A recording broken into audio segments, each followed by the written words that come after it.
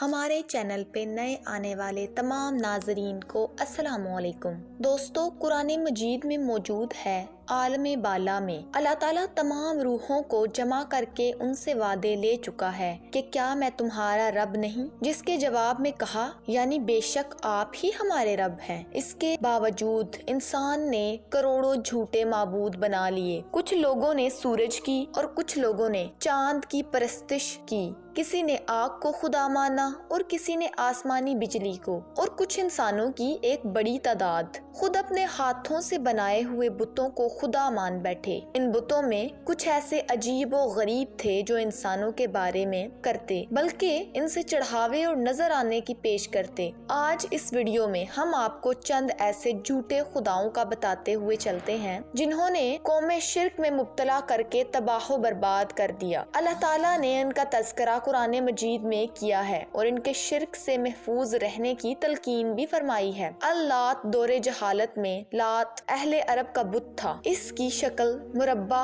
اور سفید رنگ کا مالک تھی۔ اہل عرب اس بت کی عبادت کرتے تھے اور اس کو خدا کا درجہ دیتے تھے۔ یہ اس جگہ موجود تھا جہاں آج طائف کا بایاں مینار واقع ہے۔ قبلہ بنو ثقیف لعنت نامی اس بت کا بہت زیادہ ماننے والے تھے۔ تاریخ عرب کے مطابق جب ابرہ کا لشکر خانہ کعبہ پر حملہ کرنے کی غرض سے طائف کے قریب سے گزرا تو اہل طائف نے انہیں مکہ تک رہنمائی اور سہولیات مہیا کی اور وہ ان کے لات معبود کو ختم نہ کر دے۔ لات کے لغوی معنی ستو کھولنے والا ہے۔ اہل عرب کے مطابق زمانہ جاہلیت میں ایک شخص حجاج کے لیے ستو تیار کرتا تھا۔ اس کے جانے کے بعد اہل طائف نے اس چٹان کی پرستش شروع کر دی جہاں بیٹھ کر وہ کام کرتا تھا۔ آہستہ آہستہ یہ جھوٹا خدا یعنی لات اس قدر مقبول ہو گیا کہ تمام عرب میں اس کی عبادت کی جانے لگی۔ لات کا ذکر قرآن مجید میں بھی ہوا ہے۔ دور جاہلیت میں تینوں عرب کے معزز ترین دیوتاؤں نے جن کے خدا کی بیٹیاں مانتے تھے، نعوذ باللہ۔ دوستو، ظہور اسلام سے قبل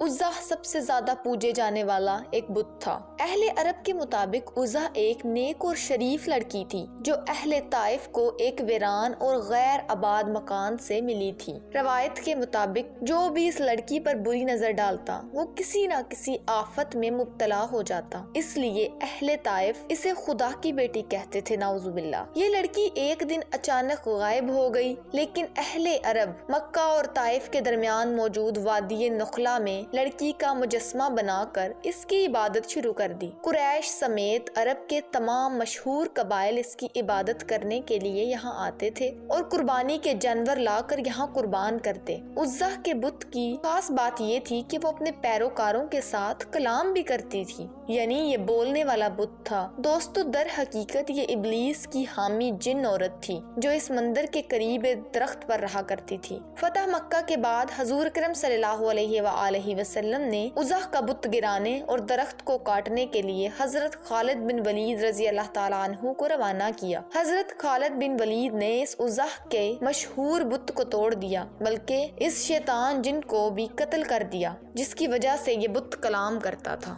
دوستو، منات بھی دوسرے بتوں کی طرح ایک بت تھا جسے یہ لوگ موت اور تقدیر کا مالک سمجھتے تھے۔ منات کو سرزمین کا سب سے قدیم بت بھی تسلیم کیا جاتا ہے۔ منات کا مندر مکہ اور مدینہ کے درمیان قدیم نامی مقام پر واقع ہے۔ یوں تمام عرب منات کی عبادت کرتا تھا۔ یثرب کے دو بڑے قبیلے اوس اور حجرج اس کے قریب تھے۔ اس قبیلے میں یہ روایت تھی کہ جب یہ حج کر کے واپس لوٹتے تو اپنا احرام اس بت کے پاس اتار کر آتے تھے، جبکہ قبیلہ بنو ازد اور بنو غسان باقاعدہ منات کا حج بھی کرتے تھے۔ دور جاہلیت میں اہل مدینہ کے نزدیک حج کی تکمیل اس وقت تک ممکن نہ تھی جب تک اس بت کی عبادت نہ کی جائے۔ منات نامی اس بت کو حضور اکرم صلی اللہ علیہ وآلہ وسلم کے حکم پر حضرت علی نے فتح مکہ کے لیے جاتے ہوئے منہدم کر دیا تھا۔ اور یغوث، یہ تو ایک تو ابھی تک چل رہا ہے، یہ غوث یہی ہے، یغوث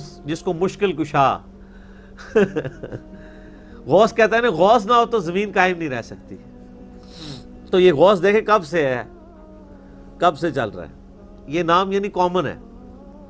دوستو، یہ بات مذاق میں کہی جاتی ہے کہ قرآن مجید نے مذکورہ یاغوث نامی اس جھوٹے خدا کا حضرت عبد القادر جیلانی رحمت اللہ علیہ سے کوئی دور دور تک واسطہ نہیں۔ یاغوث در حقیقت حضرت ادریس کے دور کے ایک انتہائی 5 نیک اور عبادت گزار لوگوں میں سے ایک تھا، جو اپنی قوم میں تقوی و پرہیزگاری کے باعث انتہائی مقبول تھا۔ لہٰذا ان کی قوم نے ان سے عقیدت و احترام کے اظہار کے لیے ان کی تصویر اور مورتیاں بنا کر اپنے گھروں میں رکھ لیں۔ لیکن حضرت نوح علیہ السلام کا زمانہ آنے تک لوگوں نے یاغوث سمیت ان 5 افراد کی عبادت کرنا شروع کر دی۔ حضرت نوح علیہ السلام اپنی قوم کو ان بتوں کی عبادت سے روکتے تھے، لیکن کسی نے ان کی بات پر عمل نہیں کیا اور تمام قوم سیلاب کے ذریعے اس دنیا سے ختم کر دی گئی۔ صحیح بخاری کی ایک حدیث کے مطابق قوم نوح کا تو خاتمہ ہو گیا، البتہ اہل عرب نے یاغوث سمیت ان کے تمام بتوں کو اپنا لیا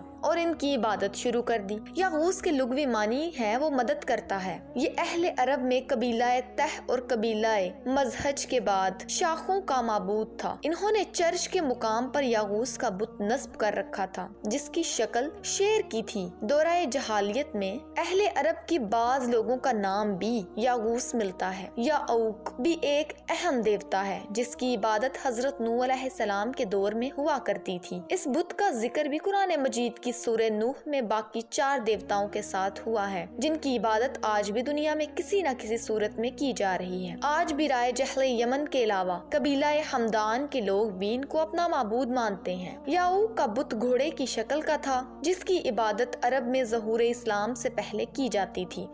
ود نامی اس دیوتا کا تعلق بھی حضرت نوح علیہ السلام کے زمانے سے تھا، جسے محبت اور دوستی کا دیوتا تسلیم کیا جاتا ہے۔ قبیلہ بنی کلب اور پریش کے لوگ اپنا معبود تسلیم کرتے تھے۔ عرب کے تاریخی خطبات میں اسے ودم کا نام بھی دیا جاتا ہے۔ بعد مورخین کے مطابق ہندوستان پوجا جانے والا دیوتا گنیش بھی اس قدیم دیوتا ود کی ہی ایک شکل ہے۔ قدیم عرب میں ود نام رکھنے کا رواج بھی عام تھا۔ سواہ قرآن مجید میں سواہ کا نام ایک باطل دیوتا کے طور پر درج ہے، جس کی عبادت حضرت نوح علیہ السلام کی قوم کرتی تھی۔ تاہم اسلام سے قبل عرب میں ایک دیوی کے طور پر پوجا جاتا تھا۔ اس کا بت ایک عورت کی شکل کا بنایا گیا تھا، جو روحات نامی علاقے میں قائم ایک مندر بھی نصب تھا۔ سن 8 ہجری کے دوران حضور اکرم صلی اللہ علیہ وآلہ وسلم کے حکم پر حضرت عمرو بن عاص اس مندر کو ختم کرنے کی غرض سے روانہ ہوئے اور آپ نے صدیوں سے قائم کفر و شرک کے اس مرکز کو ہمیشہ کے لیے ختم کر دیا۔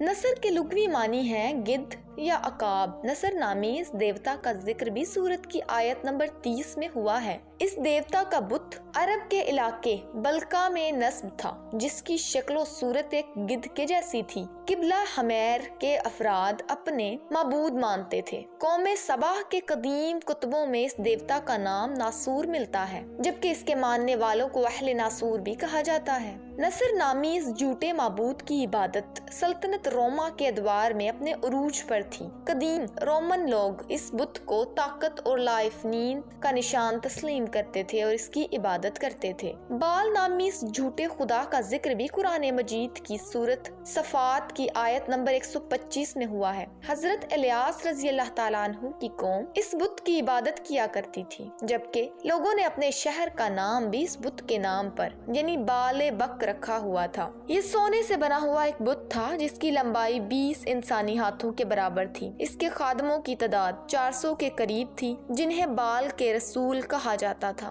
یہ بت نومولود بچوں کی قربانی کے حوالے سے بدنام ہے، کیونکہ قوم بنی اسرائیل اور بال کی عبادت کرنے والی دیگر قومیں یہاں مرادیں پوری کرنے کے لیے آتی اور قربانی کے طور پر اپنے نومولود بچوں کا نذرانہ پیش کرتی تھیں، جنہیں یہاں موجود 7 آگ میں جھونک دیتے تھے۔ دوستو، یہ تھے چند باطل معبود جن کا ذکر اللہ تعالیٰ نے قرآن مجید میں کیا ہے اور قیامت تک آنے والے انسانوں کو شرک و گمراہی سے بچنے کی تلقین فرمائی ہے۔ امید ہے یہ ویڈیو آپ کی معلومات میں اضافے کا باعث بنی ہوگی۔ اگر آپ کو یہ ویڈیو پسند آئی ہو تو ہمارے چینل کو سبسکرائب کرنا نہ بھولیے گا۔ ملتے ہیں نیکسٹ ویڈیو میں، تب تک کے لیے اللہ حافظ۔